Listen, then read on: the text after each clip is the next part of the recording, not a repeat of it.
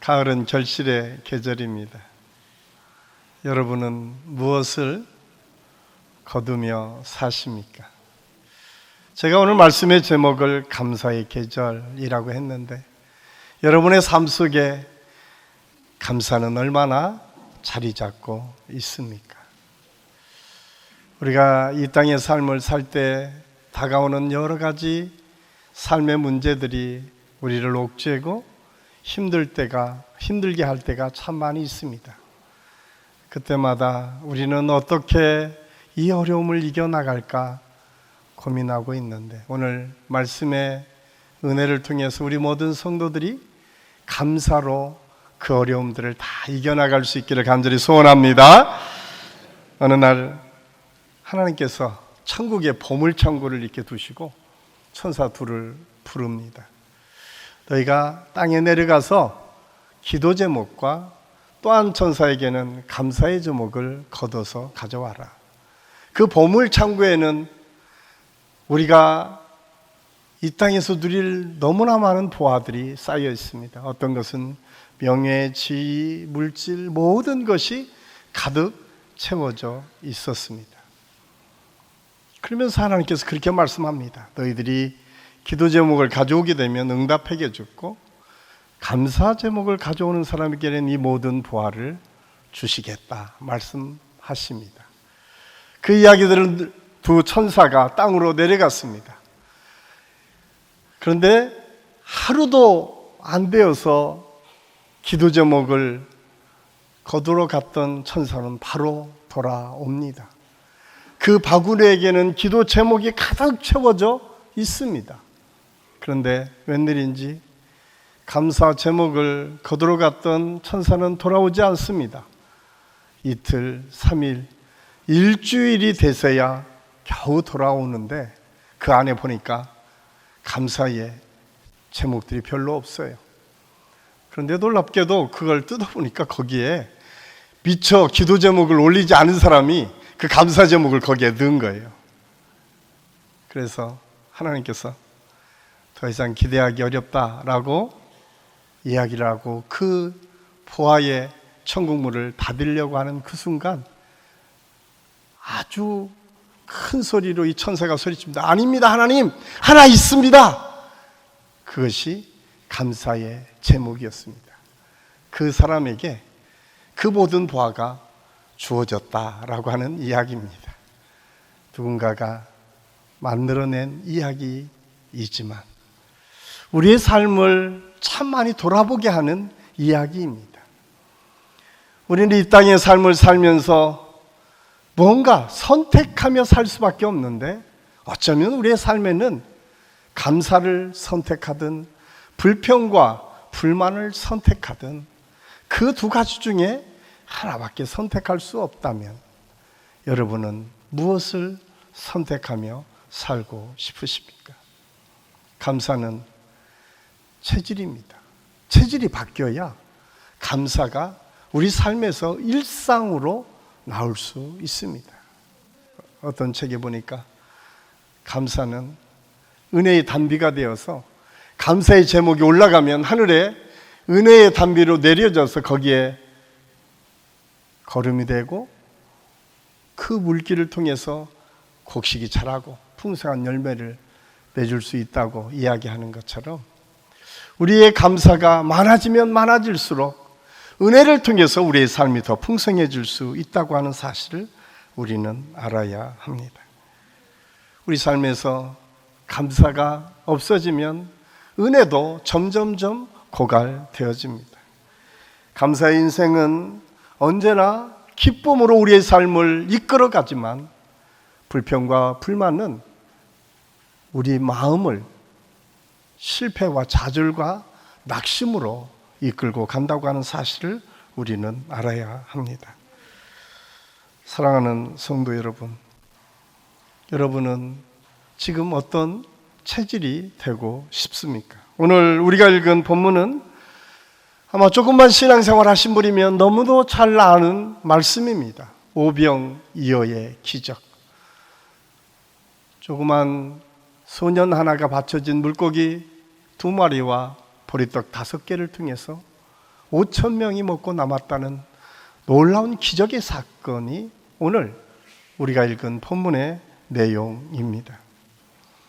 오늘 이 말씀을 자세히 읽어보면 여기 예수님께서 그것을 받아들고 축사하셨다라고 기록하고 있는데 이 의미 속에 감사라고 하는 의미가 담겨져 있다고 이야기를 합니다. 그래서 이것은 단순히 그 보리떡 5개와 물고기 2마리를 축복했다는 것이 아니라 그것을 가지고 하나님께 감사했다라고 하는 의미입니다. 이 사실을 통해서 우리는 깨닫습니다. 오병이어의 기적을 체험하게 된 동기는 바로 예수님께서 감사하신 그 축복을 통해서 시작되었음을 알 수 있습니다. 예수님께서 축사하시기 전에는 어린아이 하나가 먹을 정도의 도시락에 불과했지만 그러나 축사를 하시고 나자 5천 명이 배불리 먹고 남는 기적의 역사가 나타났다라고 하는 사실을 우리에게 가르쳐 주고 있습니다. 이 해석을 가지고 또한 여러 사람들이 여러 가지 해석을 가지고 이야기합니다. 어떻게 그런 기적의 역사가 있겠습니까? 어떤 학자들은 가지고 온 것을 모두가 함께 내놓고 나누니까 먹고 남는 역사가 있었다라고 이야기하는 학자들도 있습니다. 그런데 중요한 것은 그렇게 이야기하든 저렇게 이야기하든 어쨌든 하나님께서 은혜를 베풀어 주셔서 그 많은 사람이 먹고 문제는 12광줄이나 남는 기적의 역사를 경험했다고 하는 사실입니다. 거기에서 토를 달고 있는 사람은 아무도 없습니다. 이 사건을 통해서 우리가 깨닫는 것은 무엇입니까? 조그만 한 사람의 작은 헌신을 통해서 수많은 사람이 새롭게 하나님의 은혜를 경험할 수 있었다고 하는 사실을 오늘 성경을 통해서 우리에게 가르쳐 주고 있습니다. 그래서 이 사실을 통해서 우리가 깨닫는 것은 이 조그만 소년이 축복의 통로가 됐구나. 축복의 통로.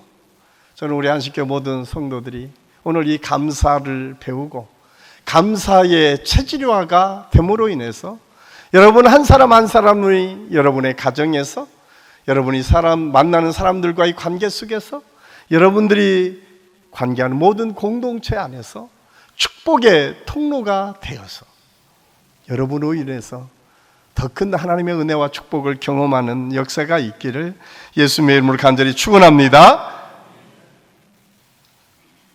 감사는 예수님께서 보여주신 가장 중요한 삶입니다. 그래서 로마서 8장 29절에는 하나님께서 우리를 택하신 것은 그 아들의 형상을 본받게 하시기 위함이라고 말씀합니다. 우리가 주님의 형상을 본받는다라고 하는 것은 예수님의 마음을 본받는다라고 하는 것입니다. 도대체 예수님은 어떻게 사셨기에 어떤 모습으로 사셨기에 우리가 예수님을 본받을 수 있을까요? 예수님의 일생을 바라보면 굉장히 험악한 순간순간이 그에게 있었지만 그에게는 평생을 감사하며 사셨다라고 한마디로 표현할 수 있습니다. 감사는 예수님께서 우리에게 보여주신 삶의 모습입니다. 언제나 감사로 사셨던 예수님처럼 저는 우리 모든 성도들이 우리의 삶에서 감사가 끊어지지 않고 감사하며 살아가는 우리 모든 성도들이 될 수 있기를 간절히 소원합니다. 오늘 본문 말씀을 보면서 우리는 감사에 대해서 배우는데 가장 먼저 배울 수 있는 것은 신앙은 감사로 표현된다라고 하는 사실입니다. 우리나라는 봄, 여름, 가을, 겨울이 아주 뚜렷한 사계절을 가지고 있습니다. 그래서 봄에 씨앗을 뿌리고 가을에 거두게 됩니다. 그리고 그 겨울에 평안을 누리며 재충전하는 기간으로 삼는 것을 우리의 일상에서 배우게 됩니다. 이 자연의 이치와 이 자연의 섭리는 우리 인생이 어떻게 살아야 되는지를 지혜롭게 만들어가는 선생이기도 합니다. 그래서 가을이 되면 누구나 결실의 계절이라고 이야기합니다. 그런데 저는 이 결실의 계절뿐만 아니라 그 결실을 통해서 또한 감사하는 감사의 계절이기도 함을 우리가 알아야 합니다. 그래서 이 시기쯤 되면 많은 기업에서는 경영의 결산을 어떻게 해야 될까를 고민합니다. 경제적인 대차, 대조표를 만들어서 어디에서 남았고 어디에서 손실을 받는가, 얼마나 많은 이윤을 남겼는가를 점검하게 됩니다. 신앙생활도 마찬가지입니다. 우리가 이 어려운 시대를 살아갈 때 우리 경제적인 대차, 대조표를 만들어서 어디에 손실이 많고 어디에서 이윤을 얻게 되는가, 어떤 점에 아껴야 되고 어떤 점에서 더 많은 것들을 투자해야 되는가를 늘 생각하며 살아가는데, 그보다 더 중요한 믿음의 사람들에게 필요한 것이 있는데, 그것은 감사의 대차, 대조표를 만들어 가는 것입니다. 우리가 어떻게 감사하며 살아야 될까? 사실 우리의 삶을 되돌아보면 하나님의 은혜가 아닌 것이 없을 정도로 많은 은혜를 우리가 받았습니다. 사랑하는 아내를, 또 자녀를, 부모를 만나는 것도 축복이고 은혜입니다. 우리 믿음의 사람들에게 뿐만 아니라 이 세상 사람들에게 날마다 일용할 양식을 주시는 것도 감사의 제목입니다. 믿음과 직장과 환경, 그리고 그 가운데 하나님께서 베풀어 주시는 축복이 많은 것을 바라보고 우리가 감사할 수 있습니다. 어떤 이들은 이렇게 말하는 분들도 있을 것입니다. 하나님께서 내게 감사할 환경을 주신다면 왜 내가 감사하지 않겠습니까? 물론 그 말도 아주 틀리지는 않았을 것입니다. 그러나 오늘 성경 본문은 변변치 않은 보리떡 5개와 작은 물고기 2마리를 가지고도 예수님께서는 감사의 축사를 하셨습니다. 적어도 우리는 이보다 훨씬 더 풍요롭고 많은 삶을 지금 누리고 있습니다. 아마 어느 가정이나 지금 냉장고를 열면 그것만 먹어도 한 일주일은 살아갈 정도로 많은 것을 우리가 쌓아두고 삽니다. 그리고 나서 우리는 뭐라고 얘기합니까? 먹을 것이 없다라고 얘기합니다. 옷장에 참 많은 옷이 걸려 있습니다. 딱 열어보고 뭐라고 얘기합니까? 입을 옷이 없다고 이야기를 합니다. 어쩌면 우리의 삶이 그렇게 풍요로워졌음에도 불구하고 우리는 보면 볼수록 먹을 것도 없고 입을 것도 없는 것처럼 살아가는 것이 우리의 삶의 모습인 것을 우리가 발견하게 됩니다. 그러나 오늘 예수님께서는 변변치 않은 보리떡 5개와 물고기를 가지고 감사하며 여기에 관심이 또 다른 사람들을 더 풍성하게 먹여 살리는 일에 초점이 맞춰져 있다라고 하는 사실을 오늘 성경을 통해서 우리에게 말씀해 주고 있습니다. 제가 오늘 말씀을 준비하면서 어떤 예화집에 보니까 아주 재밌는 이야기가 하나 있었습니다. 그것은 어느 소년이 어느 날 자기 아버지의 비밀 서랍을 열어봤어요. 그러니까 거기에 보니까 별로 좋지 않은 것들이 참 많이 있어요. 그런데 이 소년이 어리석게 우리 아버지가 정말 이상한 것들을 많이 보는 것 같아 라고 이야기를 했어요. 이 이야기를 듣고 있었던 또 한 소년이 궁금했어요. 우리 아버지는 도대체 어떤 비밀이 있을까? 자기 아버지의 비밀 서랍을 열어봤습니다. 거기에 보니까 이렇게 제목이 붙어 있어요. 기도 일지. 그런데 그 기도 일지를 보니까 거기에 아버지가 꼼꼼하게 쓰여진 글자가 있습니다. 거기에는 매일매일 감사의 제목들이 쓰여져 있었습니다. 또 하나 빠지지 않은 것이 있었는데 그 옆에 끊어지지 않고 자기 이름이 기록돼 있었습니다. 이 아들은 생각했습니다.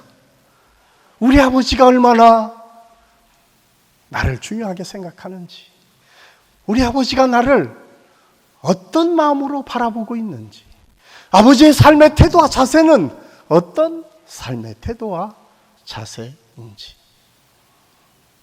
사랑하는 한식교 성도 여러분, 여러분의 서랍에는 지금 무엇이 감춰져 있습니까?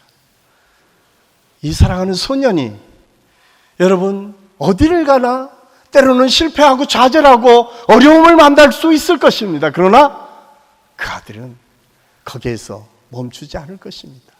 거기에서 낙심하지 않을 것입니다. 왜? 자기 아버지가 어떻게 자기를 사랑하는지를 알기 때문에, 그 아버지가 어떤 삶의 자세를 가지고 그의 인생을 펼쳐갔는지를 알기 때문에, 그는 어지간한 어려움과 난관이 있다 하더라도 거기에 머무르지 않고 다시 일어설 수 있었을 것입니다. 우리에게 필요한 것은 지금 무엇일까? 오늘 저는 이 말씀을 준비하면서 우리 자녀들에게 나는 어떤 모습의 아버지가 되고 있는가? 우리 성도들에게 나는 어떤 목사로 비춰지고 있는가? 한번 곰곰이 생각해 보았습니다.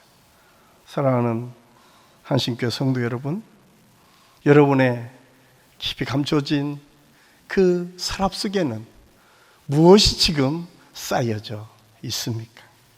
벌써 2022년도 얼마 남지 않았습니다.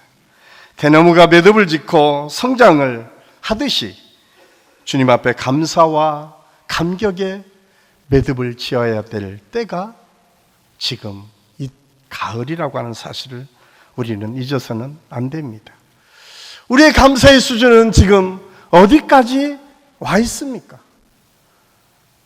일용할 양식 주심에 감사하고, 또한 하나님께서 내게 직분 주시고 건강 주시고 여기까지 이끌어 주심에 감사하고, 또한 귀한 자녀들을 주시고 내가 할 수 있는 일을 주심에 감사하고, 그리고 저는 오늘 이 말씀을 준비하면서 우리 모든 성도들의 마음의 서랍 속에 이 감사의 제목들이 하나하나 쌓여가는 감사의 계절이 될 수 있기를 간절히 소원합니다. 가지고 있는 것에 감사할 때 기적이 일어납니다. 오늘 성경을 통해서 우리에게 주시는 지혜는 무엇입니까? 여러분은 지금 무엇 때문에 기뻐하며 살고 있습니까? 우리가 인생을 살면서 있는 것을 감사하며 사는 사람이 있는가 하면 없는 것 때문에 원망하며 불평하며 사는 사람들도 있습니다. 오늘 기적의 역사는 작지만 있는 것을 통해서 우리 주님께서 역사해 주셨습니다. 오늘날 많은 사람들이 예전보다 훨씬 더 풍요롭게 살면서도 불만이 많은 이유가 무엇일까요? 많은 심리학자들이 이야기하는 것은 비교의식이라고 합니다. 나와 누군가를 비교하기 시작하면 그때부터 불만이 쌓이기 시작한다는 것입니다. 남편을, 아내를 또 다른 남편과 아내로 비교하기 시작하면 그때부터 문제가 생기기 시작한다는 것입니다. 우리 집과 남의 집의 아파트 평수를 비교하기 시작하면 그때부터 문제가 생기기 시작한다는 겁니다. 내 자식과 남의 자식을 놓고 비교하기 시작하면 그때부터 문제가 생기기 시작한다고 이야기를 합니다. 그래서 민수기 13장에서는 그 비교했던 열 정탐꾼이 초라한 자기 모습들을 발견하게 됩니다. 그런데 똑같은 상황을 봤지만 두 믿음의 사람 여호수아와 갈렙은 그렇지 않았습니다. 하나님의 약속을 바라보고 하나님께서 주실 축복을 바라봤습니다. 그리고 그걸 감사했습니다. 저 땅은 우리에게 주실 하나님의 약속의 땅이다 라고 그들은 고백하고 있습니다. 사실 우리가 살아가는 이 시대, 여기 연로하신 우리 어르신들이 생각하면 예전에 비해서 우리가 얼마나 많이 잘 살고 있는지 모릅니다. 1961년에 통계를 보면 우리나라는 세계 빈국 중에 5등 안에 드는 초빈국이었습니다. 작년 통계를 보면 세계 10위의 경제 대국으로 성장했습니다. UN 식량농업기구의 통계 자료를 보면 여전히 지금 우리가 사는 이 시대에도 인구의 10분의 1, 그러니까 8억 1천만 명 정도가 매일매일 기아 선상에서 살고 있다고 합니다. 더 놀라운 것은 2천만 명, 우리나라 인구의 절반 정도 되는 사람들이 한 해 동안 먹을 것이 없어서 굶어 죽는 것이 이 글로벌한 시대의 지구촌의 모습이다라고 우리에게 말씀해 주고 있습니다. 이것을 통해서 우리가 깨닫는 것은 무엇입니까? 우리가 매일매일 하나님 앞에 식사 기도를 할 때 여러분은 어떤 기도를 하십니까? 그냥 흉내내기 위해서 눈을 감고 그냥 끝내버리지는 않습니까? 저는 오늘 말씀을 준비하면서 저 스스로도 반성을 했습니다.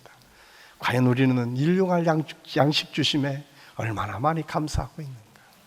불과 50년, 60년 전에 일용할 양식이 없어서 물로 배를 태우던 우리 어머니, 아버지들의 삶에 비하면 우리는 너무나 많은 것들을 누리고 있음에도 불구하고 우리가 감사하지 못할 때가 참 많이 있음을 우리는 압니다. 우리의 기도는 여기에 멈춰서는 안 됩니다. 여전히 지금도 하루 먹을 것을 고민하고 힘들고 어렵게 살아가는 우리의 이웃들이 있음을 우리가 깨닫고 그들을 위해서도 함께 기도해야 됩니다. 그래서 식기도는 단순히 하나님께 감사할 뿐만 아니라 이 감사를 통해서 오병이의 기적이 또 다른 사람에게 나타났던 것처럼 이 축복이 흘러가도록 하나님의 은혜를 위해서 구할 줄 아는 지혜가 우리에게 있어야 합니다. 가정이든 직장이든 우리 모든 성도들이 식사하기 전에 기도하심으로 날마다 일용할 양식을 주심에 감사하는 저와 여러분이 될 수 있기를 간절히 소원합니다. 예수님은 벳세다 언덕에서 하루 종일 말씀을 증거하셨습니다. 해가 지고 저녁 때가 되자 모두가 다 배고팠던 것 같습니다. 이때 예수님께서 제자들에게 그들을 먹여 보내자고 제안합니다. 이때 제자들은 오늘 본문 17절을 보니까 여기 우리에게 보리떡 5개와 물고기 2마리 뿐이니이다 라고 하는 표현이 있습니다. 이야기를 바꿔 얘기하면 이것으로 어림없다는 겁니다. 이거로 뭐 할 수 있겠습니까? 라고 하는 표현입니다. 사실 요한복음 6장에서도 동일하게 우리에게 말씀하고 있는데 필립은 빨리 계산해 보니까 200데나리오라고 하는 많은 돈이 필요합니다. 어린 아이를 데리고 왔던 안드레마저도 이것에게 어떤 유용성이 있겠습니까? 이것으로 무엇을 할 수 있겠습니까? 라고 하는 것이 제자들의 생각이었습니다. 그러나 예수님의 생각은 달랐습니다. 그것을 가져와라 라고 말씀하시면서 곧바로 그것을 받아들고 있는 것을 가지고 감사하기를 시작했습니다. 이것은 우리 믿음의 사람들에게 주는 아주 중요한 지혜의 말씀입니다. 여러분, 없는 것 때문에 슬퍼하고 힘들어하고 불평과 원망하지 마십시오. 지금 있는 것이 무엇인지를 살펴보십시오. 그리고 그것을 감사할 수 있기를 간절히 소원합니다. 우리에게 중요한 게 얼마나 많은 것을 우리에게 주었는지 모릅니다. 사실 여기에 지금 우리가 가진 것 다 가지고 나오신 분 누구 있습니까? 아무도 없습니다. 우리는 아무것도 갖지 않고 이 땅에 태어났습니다. 우리가 가지고 있는 모든 것이 지금 우리가 다 얻게 된 거예요. 다 가지게 된 거예요. 그것이 좋든 싫든 비교해서 많든 적든 여러 가지 표현을 할 수 있겠지만 어떻든 우리는 가진 사람들임을 잊어서는 안 됩니다. 없는 것만을 보고 불평하고 안 된다는 생각 속에 우리가 살아간다면 우리는 이 인생에서 영원한 실패자로 살 수밖에 없습니다. 저는 우리 사랑하는 모든 성도들이 우리 사랑하는 남편을 보고 아내를 보고 자녀를 보고 부모님을 볼 때마다 감사의 마음이 언제나 표현되고 그렇게 감사를 이룰 수 있기를 간절히 소원합니다. 한번 오늘 예배가 끝나고 꼭 가서 감사를 한번 표현해 보십시오. 여보, 나하고 살아줘서 고맙소. 그렇죠? 사고를 많이 쳤지만 나를 위해서 기도해 주셔서 감사합니다. 별로 사고 치시지 않으신 분들이 많이 있는 것 같지만 저는 제가 사고를 많이 친 사람 중에 하나여서 늘 그런 마음이 있습니다. 우리 자녀들에게, 우리 아내에게 늘 감사한 마음이 있습니다. 그런데 참 표현하기 어려운 것 같아요. 그런데 표현할 때 더 풍성해질 줄로 믿습니다. 꼭 표현을 하셔야 됩니다. 감사는 그래서 풍성한 열매를 나타냅니다. 우리는 가끔 감사라고 하면 결과를 보고 감사하려고 합니다. 많은 사람들이 오병이어의 기적이 일어났기 때문에 감사하는 것처럼 여겨지지만 예수님의 감사는 기적이 일어나지 않았어도 이미 감사로 시작했습니다. 여기에 중요한 사실 하나는 무엇입니까? 감사가 먼저라는 거예요. 결과가 있기 전에 감사가 먼저 우리에게 있을 때에 그 감사는 우리에게 풍성함을 부어주는 통로가 도구가 된다고 하는 사실을 오늘 성경은 우리에게 말씀해주고 있습니다. 이 사실을 깨달은 사도 바울은 빌립보서 4장 6절에 너희가 아무것도 염려하지 말고 기도할 때에 모든 것을 감사함으로 하나님께 아뢰라고 우리에게 말씀해 주고 있습니다. 그렇습니다. 감사의 조건이 있기 때문에가 아니라 감사로 하나님께 기도를 올려드렸을 때에 그 기도가 응답될 뿐만 아니라 이미 기도하는 그 순간 우리의 마음에 확신과 기쁨이 회복된다고 하는 사실을 사도 바울은 우리에게 가르쳐 주고 있습니다. 현대 경영학의 대가인 피터 드러거 교수가 쓴 책 중에 프로페셔널의 조건이라고 하는 책에서 그 마지막 글귀에 드러거 교수는 이렇게 쓰고 있습니다. 당신이 세상을 떠났을 때에 주위 사람들이 당신을 어떤 사람으로 기억할 것인지를 생각하라. 프로페셔널한 삶이라고 하는 것은 모든 사람이 인정할 만한 프로가 되는 삶인데 프로의 결과는 무엇인가? 누군가가 나를 기억할 때 어떻게 기억되어지는지를 늘 생각하며 살라고 그는 우리에게 권면하고 있습니다. 사랑하는 성도 여러분, 여러분은 또 다른 사람이 여러분을 어떻게 기억해 주기를 원하십니까? 아니, 우리 한신교회가 어떻게 기억되기를 원하십니까? 여러분의 목장이, 여러분의 가정이 어떻게 기억되기를 원하십니까? 오늘 성경은 우리에게 여러 가지 표현을 통해서 말씀해 주고 있지만 우리 한식교회 모든 성도들은 저 사람은 언제나 감사하는 사람이었다라고 기억될 수 있기를 간절히 소원합니다. 하나님께서 많은 축복을 주었지만 언제나 그 축복보다는 불평과 불만 속에 살았다라고 기억되는 것은 얼마나 실패한 인생이겠습니까? 사실 우리가 살아가는 순간순간이 그렇게 감사할 일이 많지는 않을 수 있습니다. 그런데 삶의 자세에서 우리가 감사하기 시작하면 생각과 바라보는 시각이 바뀌기 시작합니다. 오늘 이 말씀을 통해서 우리가 깨달을 수 있는 이 감사, 그러면 어떻게 우리가 감사하며 살 수 있을까? 참 쉽지 않죠. 그런데 오늘 13절 말씀에 보니까 예수님께서 빈들을 향해서 가셨다라고 했는데 이 빈들을 향해서 가실 때 예수님의 마음은 너무나 힘들었습니다. 왜냐하면 14장 1절에서 12절까지 말씀해 보면 그를 앞서 증거했던 세례 요한이 죽임을 당했다는 소식을 듣습니다. 참 세상이 소란스럽다라고 할 정도로 어려운 시대였다라고 하는 사실을 알 수가 있습니다. 이때 예수님께서 빈들을 향해서 가십니다. 아무도 없는 곳, 그곳에 가셔서 하나님과 깊은 영적인 만남을 통해서 감사를 그 마음에 채워가고 있음을 오늘 성경은 우리에게 말씀해 주고 있습니다. 우리가 잘 아는 다윗 왕, 그의 일화 하나가 이렇게 소개되고 있습니다. 다윗 왕이 평소에 왕궁을 이렇게 돌아다니다가 가끔 한 방에 들어가면 오랫도록 머물고 있다가 나왔다고 합니다. 많은 신하들이 그것을 참 궁금하게 생각했습니다. 도대체 왜 그 방에 들어가면 저렇게 오랫동안 앉아 있을까? 그것을 궁금히 여겼던 한 신하가 슬며시 그 방에 무엇이 있는지를 살펴보았습니다. 그런데 그 방에는 남루한 목동 옷 한 벌이 있었다고 합니다. 여러분, 다윗은 모든 것을 다스릴 수 있는 왕, 모든 것을 가진 왕의 자리에 있었지만 그는 힘들고 어려울 때마다 자기가 어떤 존재인지 깨닫지 못할 그 순간들마다 조용히 그 방으로 가서 목동 시절에 자기를 생각하고 그 목동을 위대한 왕으로 세우신 그 하나님의 은혜에 감사했다라고 하는 이야기입니다. 여러분이 그 감사를 느끼는 자리가 어디이십니까?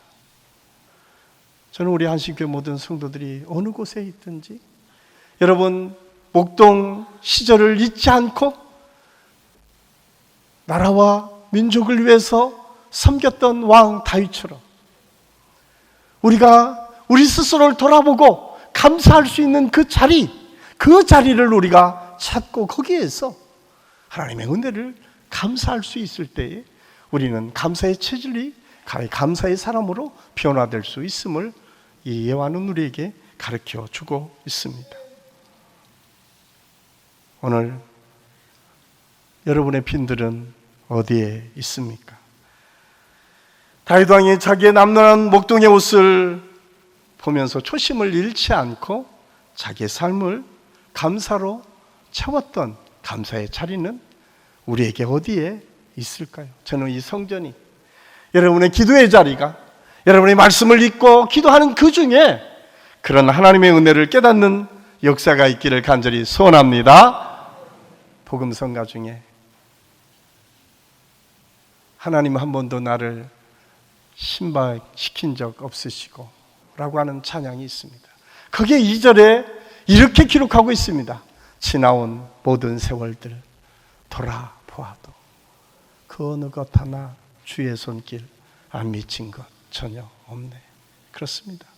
우리는 하나님의 은혜가 아니면 여기까지 올 수 없어서 그 연약한 존재들입니다. 우리 사랑하는 아내도 남편도 부모님도 자식도 내가 가지고 있는 모든 것도 하나님의 은혜였습니다. 그리고 그 은혜 때문에 우리는 오늘 또 감사함으로 하나님께 나올 수 있었습니다. 이 아름다운 교회에서 함께 신앙생활하는 것도 은혜고 우리 좋은 목자를 만나고 좋은 장로님과 좋은 권사님과 좋은 집사님과 함께 신앙생활하는 것도 아니 좋은 직장에서 지금 직장생활하는 것도 때로는 내가 좀 아프고 힘들고 어려운 상황에 있지만 그것조차도 하나님께 감사할 수 있는 믿음으로 나아갈 때 오늘 성경은 이렇게 끝나지 않습니다. 오늘 성경은 그렇게 결론을 맺습니다.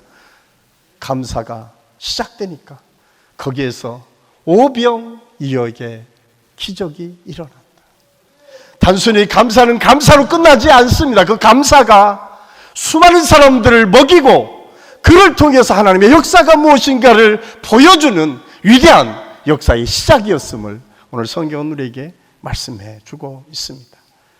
저는 우리 한식교회 모든 성도들의 삶과 가정 안에서 이런 하나님의 축복과 은혜가 있으므로 축복의 통로가 되고 축복을 통해서 또 다른 하나님의 기적들을 경험하는 우리 한식교회 모든 성도들의 삶이 될 수 있기를 예수님의 이름으로 간절히 축원합니다. 기도하겠습니다. 사랑의 아버지 하나님, 은혜를 감사합니다. 오늘 감사함으로 하나님께 영광을 돌립니다. 우리가 살아온 모든 것이 하나님의 은혜였음을 고백하게 하시고 우리 모든 성도들의 삶 속에서 감사가 끊어지지 않도록 인도하여 주시옵소서. 무엇보다도 한신교회에 이 모양 저 모양으로 수고하고 애쓰는 모든 이들을 위로하시고 힘을 더하시고 하나님의 능력을 덧입혀 주셔서 그들을 통해서 이루어지는 하나님의 축복이 언제나 하나님께 영광이 되고 우리 모두에게는 기쁨과 은혜가 될 수 있도록 하나님께서 역사하여 주시옵소서. 예수님의 이름으로 감사드리며 기도하옵나이다. 아멘.